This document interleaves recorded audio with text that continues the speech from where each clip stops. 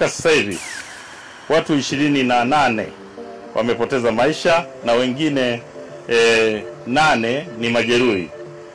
Na katika ajali hii hawa majeruhi 8 wako hospitali teule ya Ifisi na maiti 28 ziko pia katika hospitali hiyo kwenye chumba cha maiti pale hospitali ya Ifisi.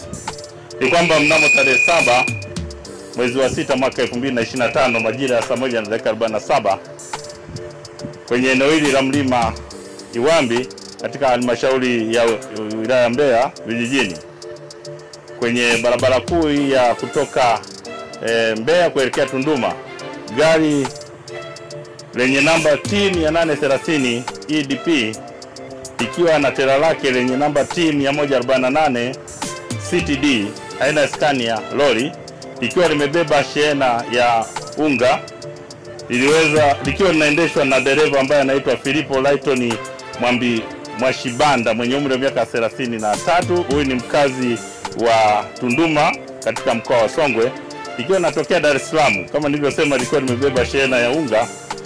Liliweza kufika katika maeneo haya na kugonga kwanza magari mawili.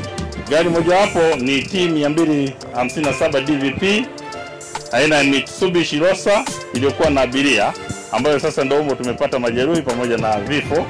Lakini pia na gari nyingine T185 DMF aina ya Toyota Light Ice na kutumbukia kwenye eneo hili la Kolongo kwenye mto huu Mbalizi na kukita kwenye hili gema ambapo tupo hapa, ambayo ni kingo ya mto huu wa Mbalizi na kusababisha vifo 27 kwa jana. Lakini baada ya kuchukua wale majeruhi, basi leo asubuhi tumepata tena taarifa kwamba majeruhi mmoja ameongezeka, na ndio maana nasema vifo vimefikia 28.